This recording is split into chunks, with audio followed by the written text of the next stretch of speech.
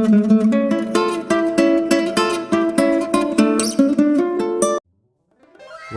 to my channel, and this is another unplastic and product review brought to you by yours truly, featuring the GIYO GP-41S portable bike pump with pressure gauge and holder. Take care when using a blade cutter. It is well packed. It is inside this bubble wrap to ensure product safety. The product is sealed on another plastic. You see that it is brand new. This item is lightweight and very easy to use.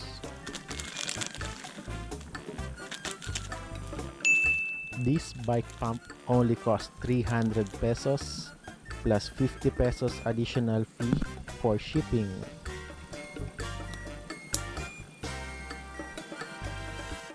This bike pump is portable and lightweight. It has this holder which you can attach to your bike. It also has a built-in pressure gauge, which the maximum is 100 psi or 100 pounds per square inch.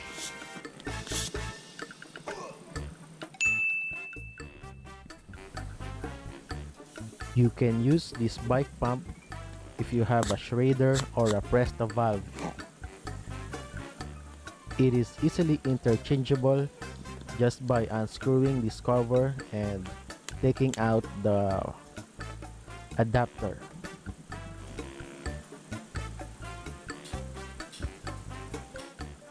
This adapter is reversible, so you can use it for both valves.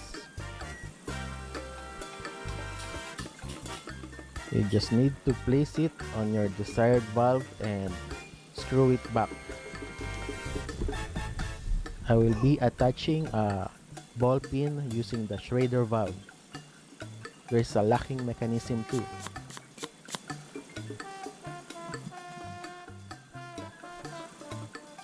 Here is the details and specification of the GP-41S GIYO pump. Using the pump with the presta valve.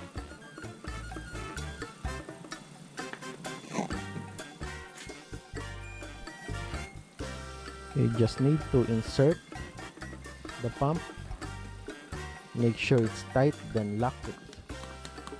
Put some support to the head, then pump away. After reaching the desired pressure, unlock, then close the valve again, then put the cap back.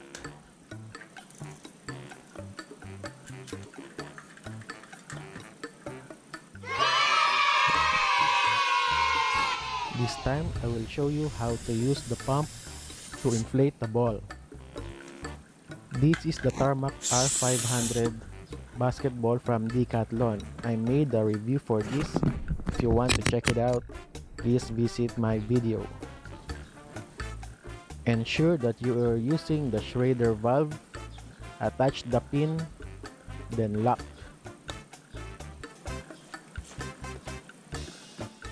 Moisten the needle before attaching it to the ball. Then you can pump it right away. The pump is very light to use. It is very easy. No need to put a lot of pressure. Please put a like, comment, and share my video. After reaching the desired ball pressure, it is now ready to use. Overall, this pump is great. You may find the Lazada link in the description box. Thanks for watching!